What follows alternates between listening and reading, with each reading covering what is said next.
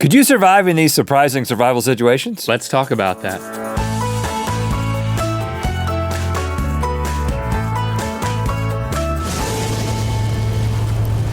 Good mythical morning. I am a survivor. One time recently, on a weekend, my wife went away with some friends of hers, and I had to keep my kids, and I survived. And so did they. We both made it. It was surprisingly difficult, but we did it.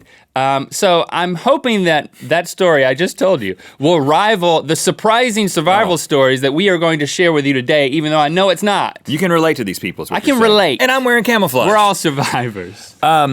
We talked earlier this year in another episode about surprising survival stories on islands. These are non-island survival We're off the stories. island now. Yeah, we're moving to the mainland, people. But these are surprising. They are very surprising, Link. May 26, 2013, a guy named Harrison Okene, he's a 29-year-old cook working on a tugboat off the coast of Nigeria.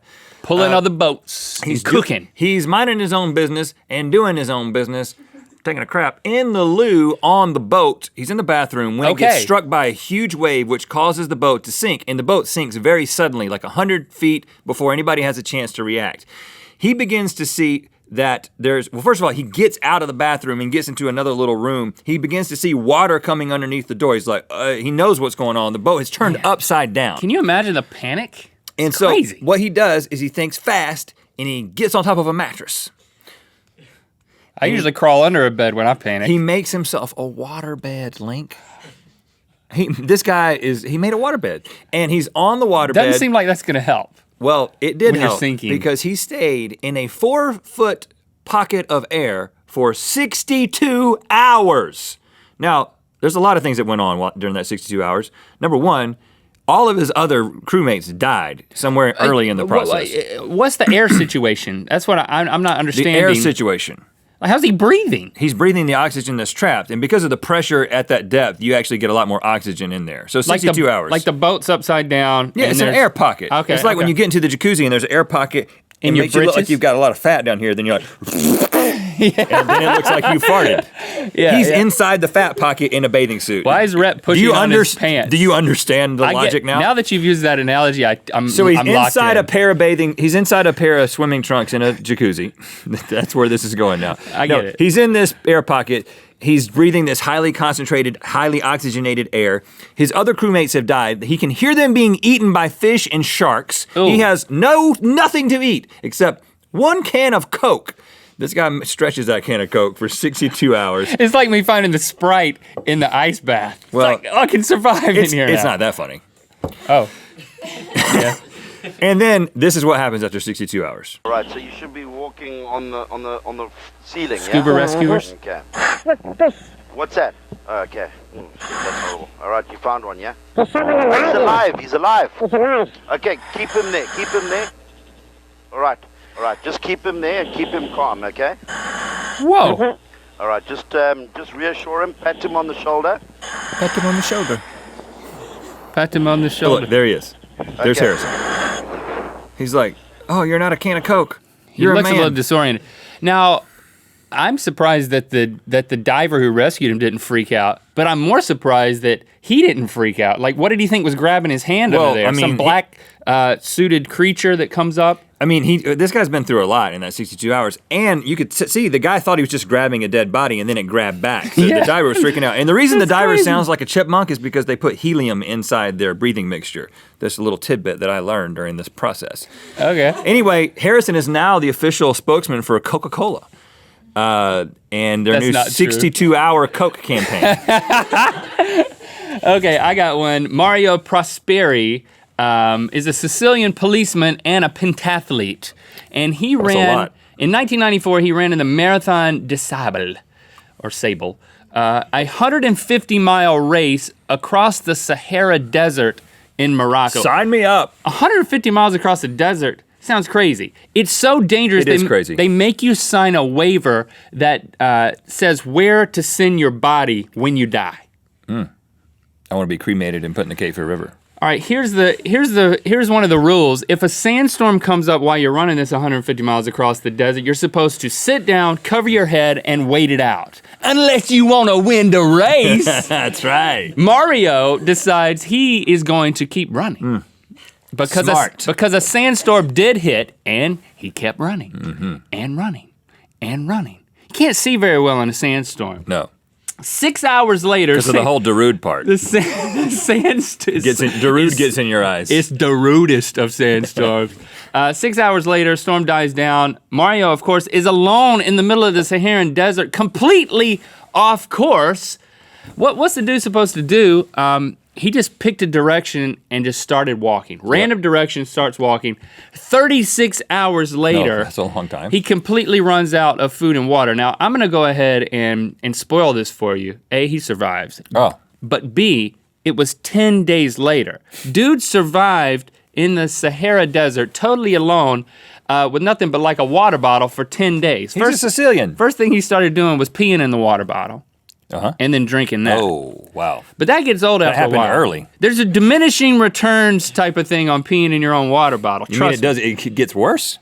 It gets more yellow. It's more yellow, and there's less and less of it every time. And then it becomes like yellow pudding. He starts eating. All of a sudden, I've got a pudding mirage in my water bottle. He starts eating lizards and scorpions, which I do not recommend. Very crunchy, not a lot of water in those. So then he finds an abandoned shrine in the desert, camps out there, and he rips the heads off of 20 bats and starts drinking the blood out of them. Oh, better than pudding. I don't know if I could do that. Well, you haven't been in this situation, man. Like, no ideas. Next week on this show, I do not want to have to rip the head off a bat. Yeah. Like, their head eating challenge. Their faces are lighting up. Let's start that. Off the screen. So after a total of 10 days, he comes across a group of Berber nomads, and very stylish. They say, you're not even in Morocco anymore. You ran all the way to Algeria. 186 miles off course. Gosh. That's a long way for a one person to walk. Don't worry though, he went ahead and ran the race 6 more times after that, coming in 12th in 2001. Oh, 12th? Well, Mario, keep it up, man, don't give up. Keep trying. You don't have to drink your urine every time. You could probably do better. Okay, this one, it comes from Juliana Kupka. Back Christmas Eve, 1971, she was 17 years old. She's traveling via plane over the Peruvian rainforest. Okay. This is the Amazonian rainforest. I'm assuming we're in the same region of the world. Okay. The plane is struck by lightning, and the light is flickering, which means that maybe we're being struck by lightning. R240. The plane is struck by lightning. The plane breaks up into several pieces. She lands on an island. There's a polar bear, and there's this group of people called the Others. Oh, wait. That's something else. No, she lands, the plane literally does break apart, and she falls in her seat, still strapped in the seat, 2 miles through the air, and hits the canopy of the rainforest, and somehow the seats that she's attached to, she's in this middle seat and got 2 seats on each side of her. It kind of protects her, and it shortens her, it stops her fall a little bit, and she ends up kind of hanging upside down in this seat. Of course, she gets knocked out, but when she wakes up, all she's got is a broken collarbone and some scratches. Unbelievable, falls 2 miles out of the sky. Wow. Now she's got to figure out how to get back to civilization. Now, her glasses came off during this. Can you imagine that? Her glasses came off during this glasses. Ordeal. So she lost one shoe, so she uses her remaining shoe to feel her way through the jungle. She had a little experience in the jungle. Her parents were like researchers, so she kind of knew like, I gotta watch out for these snakes. So she had like the snake shoe technique. She's feeling her way through the woods. Then she gets to a stream, and she knows, this is smart because she had learned this, and you should always do this, head downstream. She finds a stream, heads downstream. 10 days later, all she's been living off of is the water that she's drinking from the stream and some sweets that she got on the plane. Did she use her shoe for everything? Like, I picture her drinking out of the shoe, using it as a snake thing, as a weapon. It doesn't say, but I like to think so, Link. Yeah, she drank from her shoe exclusively and ate sweets from her shoe as well. Right. Anyway, 10 days into this thing, she finds a boat. Now, she's got an infected arm full of maggots. She's got maggot arm, people. Ooh. And she had seen her dad pour gasoline into a dog's wound before to treat it. Okay. So she pours the gasoline from this boat into her maggot arm, and 35 maggots come out. Ugh. That's just a little tidbit, a little detail for you. She, instead of getting on the boat, she said, I didn't want to steal the boat. So she waits at the boat, and eventually the guys whose boat it was come back, they take her to civilization. And this is an incredible ordeal, as you can imagine, almost 2 years weeks. Old. And it's actually written about, her story is cataloged in a book called Deep Survival, It's an audiobook that you can get on Audible by Lawrence Gonzalez. It covers her story in a lot more detail. Also, a lot of other amazing survival stories. And it also tells you what you can do to get out of some situations that you might find yourself in. Oh, because we haven't helped you any besides the shoe thing and ripping off bat heads. You should listen to that. And you're in luck because you can get a 30-day trial by using our link, audible.com/GMM. There are over 180,000 titles in addition to Lawrence's book, so listen to any of those, guys. Yes. Link in the description. Thanks for liking and commenting. You know what time it is. Hi, my name is Khalil Alaqi.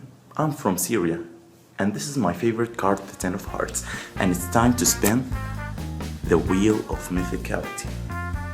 Thanks to Audible for sponsoring this episode. And remember to go to audible.com/GMM for your free 30-day trial. Click through to Good Mythical More, where we discuss 2 more surprising survival stories. Surprise! Survive! Click through. Beatboxing dolphins!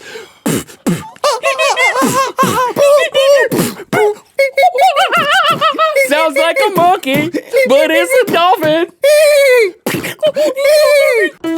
Touching the void. So, and it's kind of As opposed to Avoiding the Touch, which is a documentary about me and that my girlfriend made in high school.